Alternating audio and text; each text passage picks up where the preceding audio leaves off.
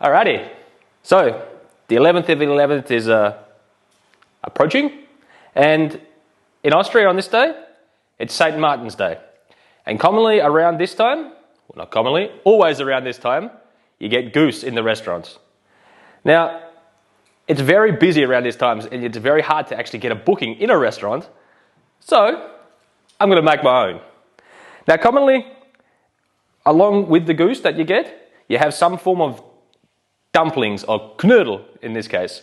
So you either get semmelknödel, which is like a bread dumpling, or which I'm going to make today, is potato dumplings. Also with this, you get some sort of braised cabbage, and also some sauce over the top. Now I've made this duck stock the other day, so I'm going to be using that because, yeah, I don't want to make a goose broth, because this one is really good. Also, which is not traditional that I'm going to do, is I'm going to stuff the goose with some stuffing that's bread based, which is going to be a little bit like you would get the bread dumpling, but I'm going to be shoving that up the goose. So, we'll get started. I got this 4 kilo organic goose from Fit Meat, which Fit Meat is an online butcher shop. I ordered it the other day. It comes packaged in a nice box, nice and cool, and it comes fresh. Okay, the first thing you want to get started on is your stuffing to go inside the bird. Now, I've just sauteed off some garlic and onion here, just to the onions nice and soft. And I sauteed them off in a compound butter. Now, you don't have to use compound butter, but I had some in the fridge already. So if you're not using compound butter, you just want to cut up some sage and some parsley and some chives, thyme, kind of, whatever herbs you got bashing around in there. And you can just chop them up finely and add them straight in and go from there. But I've used the compound butter, so I've sauteed them off in that, and I've also melted 100 grams of that, which I'm going to tip in here. Now, if you're not using compound butter, as I said, you could just melt off a little, the same amount of just normal unsalted butter and add it in, and it'll be fine. So, as you can see, all the herbs in with that. Now, these onions have already cooled down, and the butter wasn't, I didn't just pull it off the stove. It's cooled down a little bit. So you want to add that.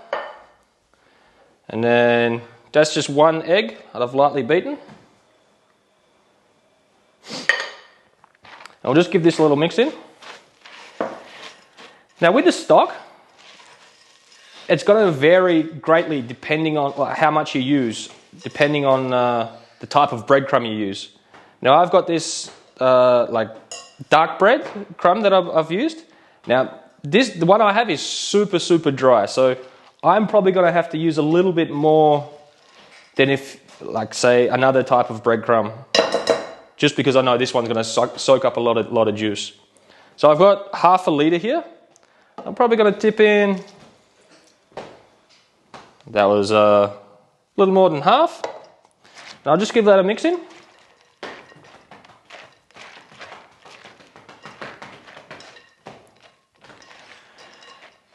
And we'll just let that sit.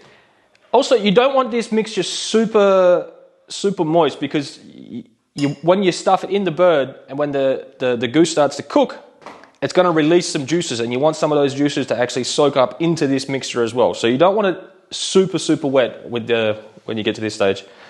So once you've got all this mixed in, we're just going to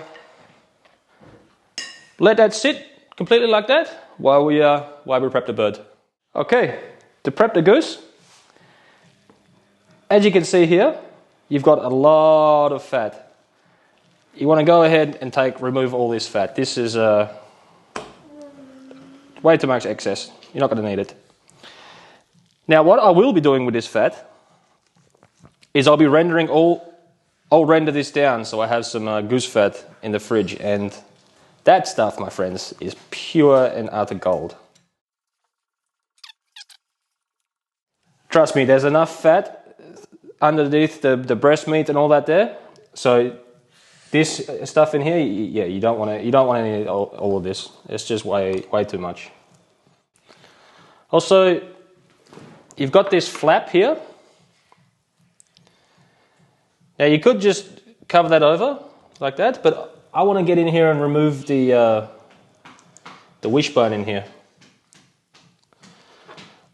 Also, anytime you see it, just remove any of this excess fat. It's not needed. So as I said, I'm going to get in here, and there's the wishbone in here. Now I'm going to remove this bone, so when it comes time to slicing, I can remove the breast a lot easier and get some good slices out of there. So I'm going to go ahead and remove this, and then we'll come back. The reason why I didn't film removing the wishbone is because I am no expert at this. As you can see, I got it out, but you know, I'm still in the learning process, but I like giving things a go. You could ask your butcher to do that, but I like to get in there and do things myself. All right, after I remove the wishbone out of here, so I'll go on, as you can see, I got this little thing here.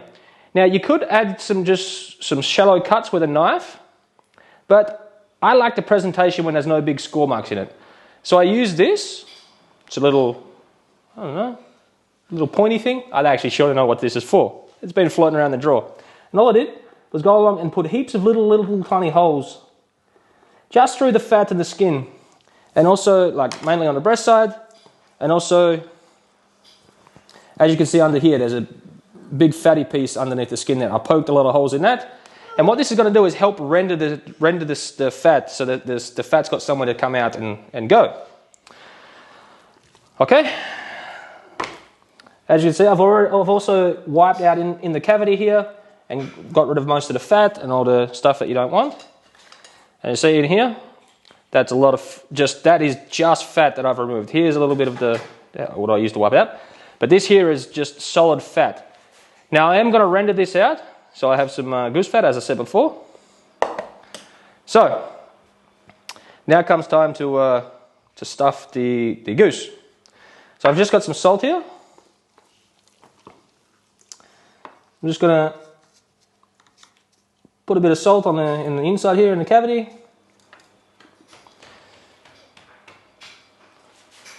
And then got the bread mixture. I'm just going to stuff that up to stuff that in there. Also, another reason to fill the cavity of the goose is to help it cook more evenly. Because if the cavity is just completely empty, it's got this big void in here, and then it doesn't. The goose won't cook evenly. So even if I wasn't filling this up, I would put, like, if I wasn't putting this stuffing mixture in there, I'd probably fill it up with a whole bunch of oranges or some onions or something. You know, any citrus will work. But for this application, I'm just going to push that right up in there. And then I'm just going to finish it off with a couple of orange wedges. As I said, I'm using orange today because that's what I had actually on hand. You could use lemon, mandarin, any citrus really. It will all be good. Okay. That's good for like that. And then, so as you can see here, I'm not sure if that's coming up, but the bread mixture is right there. Now, since I've removed the wishbone, I'm just going to go ahead and shove an orange quarter, just like that, and then that'll stop that mixture sort of coming out of the orange. And how I'm going to truss this bird up will help with that. Just make sure that's in snugly. Alrighty. Since I got that orange there, I'll tack it in on the end. Okay, once all that's done, you want to go ahead and give the outside of the goose a good sprinkling with salt. Now you shouldn't need any extra oil or anything on the outside to make this salt stick. I mean, once I did take this goose out of the package, I did pat it down with paper towel, but you know, I've had it sitting out for a little bit, and it has still enough moisture on the outside for it for the salt to adhere.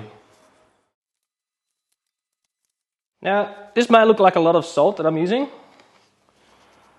but this is also a 4-kilo piece of meat, so. And this will also help with the skin, because the salt's going to draw out a little bit of the moisture, and it's going to help the skin crisp up in the end. So I'm just going around, making sure I get everywhere. All my orange slices just fell out, but that's alright. We can stuff them back in. I've already got myself a little bit of twine here. So you want to pick up the tail, like that. And you're going to want to truss the bird up with the legs sort of under the tail, like that.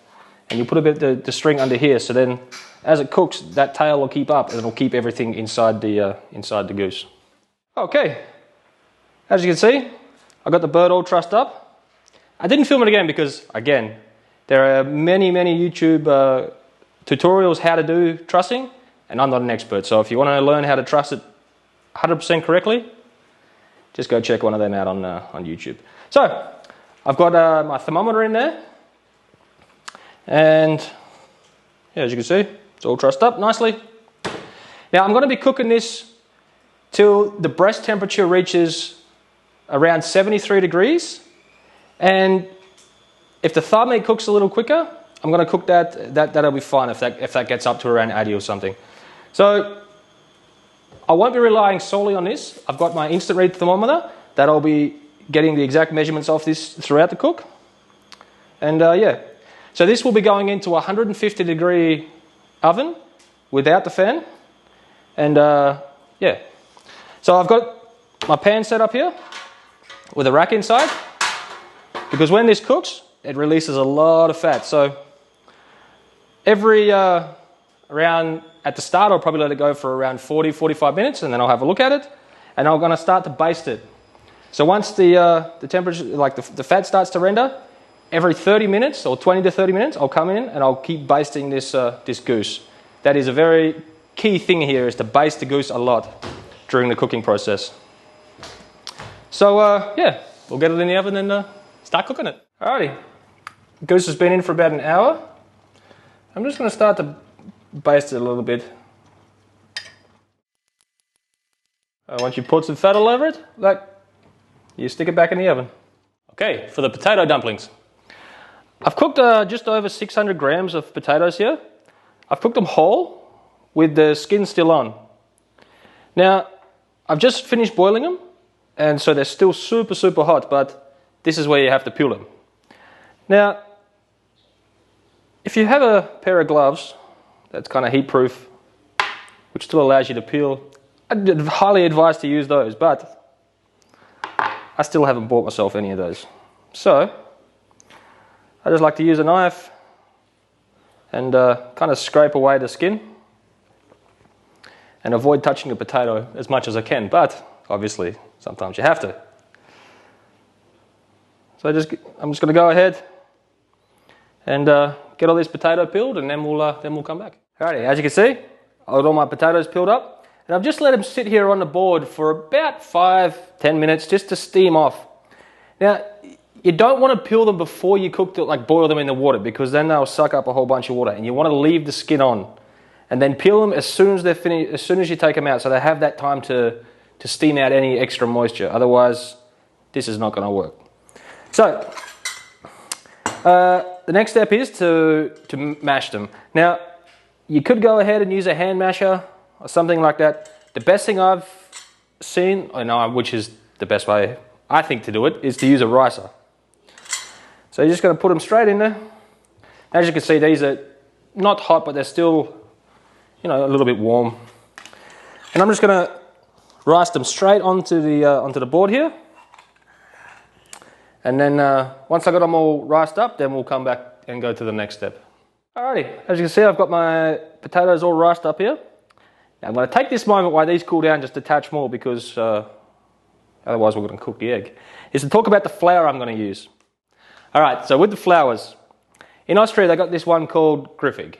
I'm also sure they probably got it in Germany as well. Now when you feel it, it actually translates to like grip or something like that. Now when you feel it, it actually feels like you have a little texture. It's not as much as gritty, you could say, as sand or something. It's much finer, but you can still feel a little bit. Other than the all-purpose flour, when you feel that, it's very, very smooth and soft. Now, I guess you could use Universal in a pinch, or all-purpose flour, but the better one to use would be this Griffig. Also, we have this, which is raisin grease, which is simply just wheat semolina. So, got my potatoes all mashed up. Now in here I've got the flour and I've already put the salt in here. So I'm just going to go ahead and sprinkle all that on. And also the wheat semolina. And I'm just going to go ahead and get this all mixed in. By the way, this thing here was the best investment I ever had. I think it cost me €2 from the hardware store, and I use it all the time.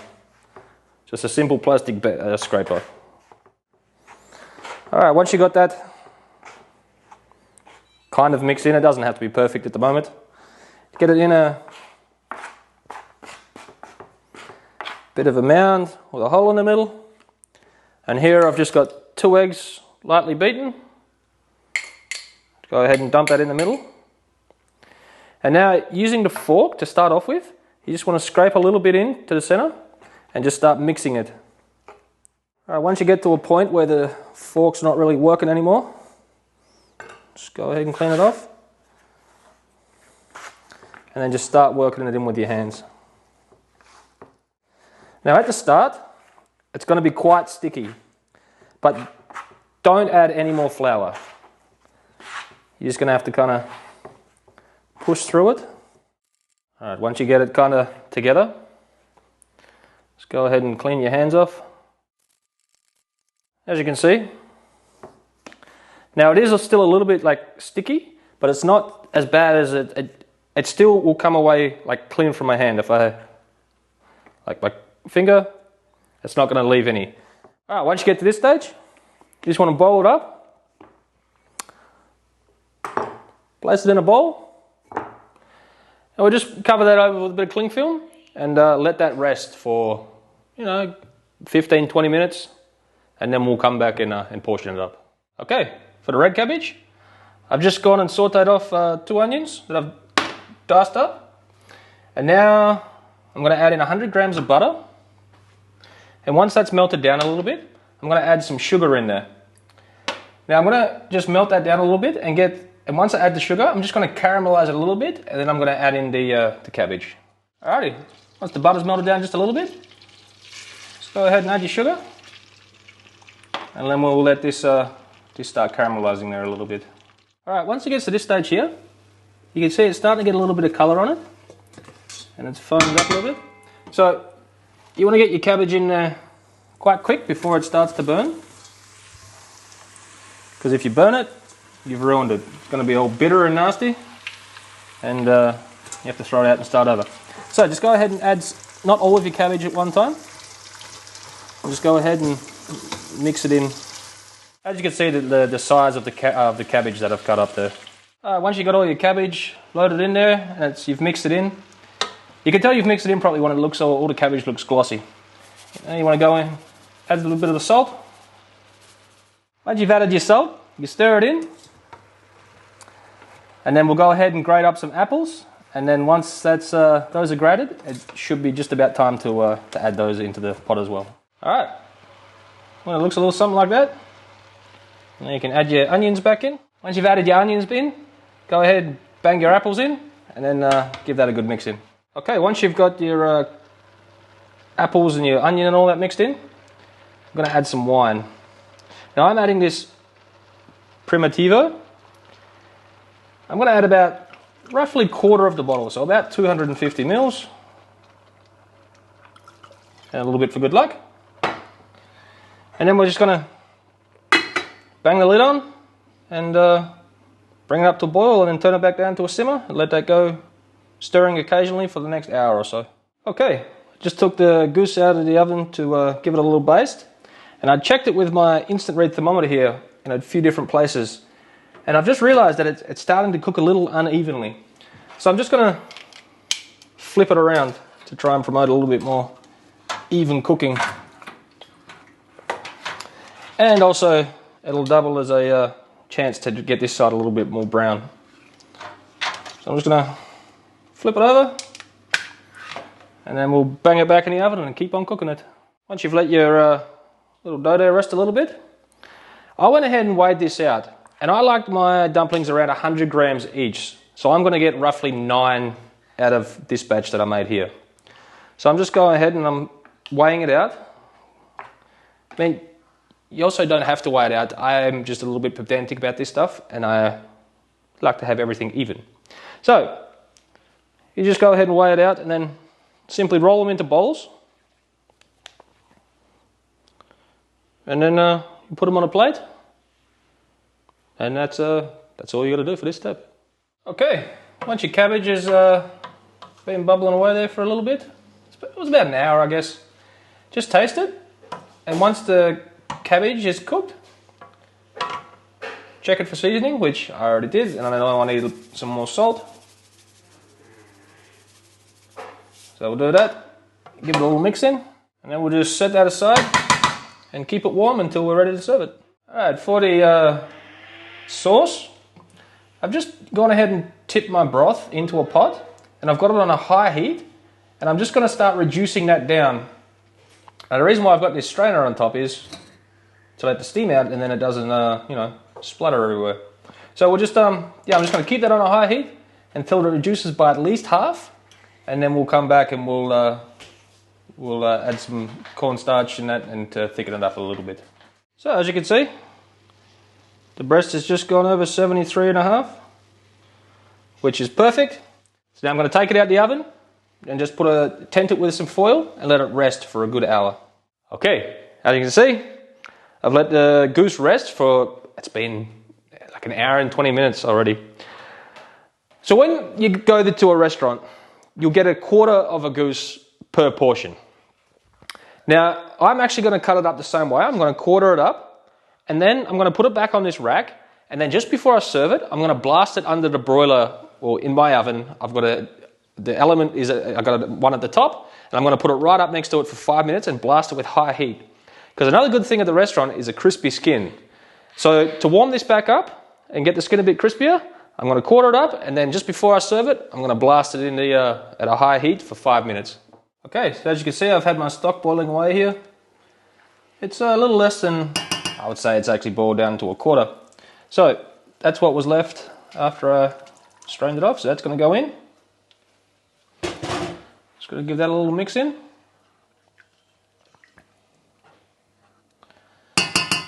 And now I have some cornstarch that I mix with, it's about a teaspoon of cornstarch with a teaspoon of, or 2 teaspoons of water. So I'm going to add about half that mixture. And I'm just going to bring this up to a boil and get it to the consistency that I want it to be. Also at this point, I'm going to add some salt, because I don't put any salt in my stock when I make it. For this very reason, that when I want to make a sauce and I reduce it down, if I salted it perfectly the first time, when I reduce it, it'll be way too salty. So I only put salt in right at the end. Okay, once you've got your sauce at the consistency you want, which I have, taste it for seasoning, which I have, and it was good. I'm going to strain it into a jug, just like so.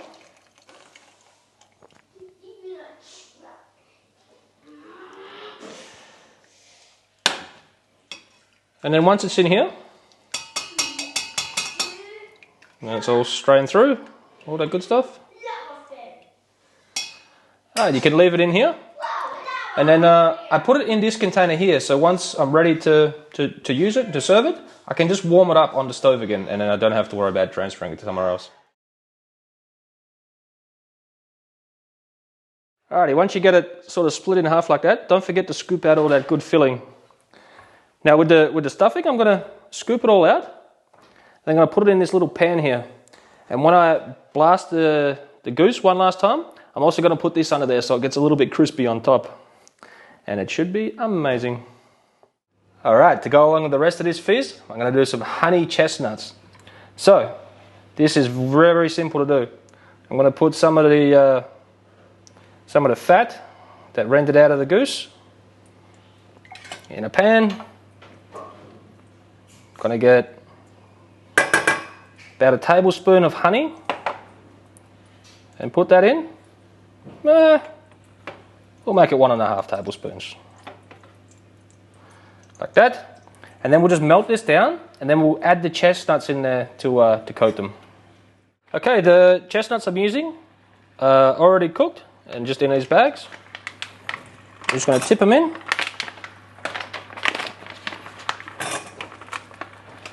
And then just mix them around and coat them. Turn the heat off. And just let them sit there for about 5 minutes before you take them out so they soak up all that good, sweet goodness. Okay, for your potato dumplings, I've got a pot of water that's just at a bare simmer. I'm just going to lower the dumplings straight into it. You don't want to have these boil, you just want it at a bare simmer. And once you get them all in, you're going to let them cook for 20 minutes. This is also, the water's also salted. So, you don't want to crowd your pot either. That's why I'm using this rather large one, so I can do them all at one time. So once they're all in, just go ahead and set your timer for 20 minutes. One other thing with the marinade I forgot to say, you've got to add a little bit of salt to it. Just toss that in. And then just let them sit there until you're ready to serve.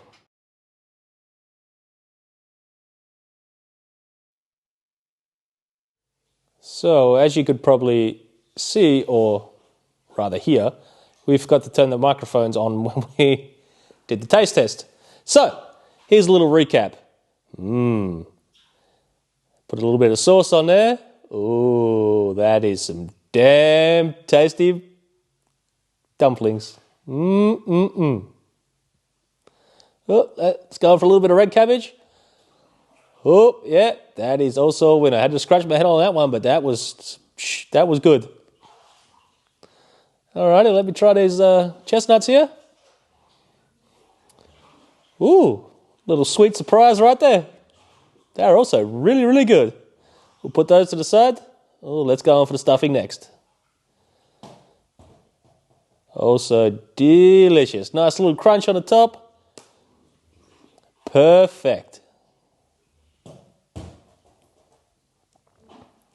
Alrighty. Screw the knife and fork. We're going in. Big old bite of that goose. And then I'm absolutely speechless.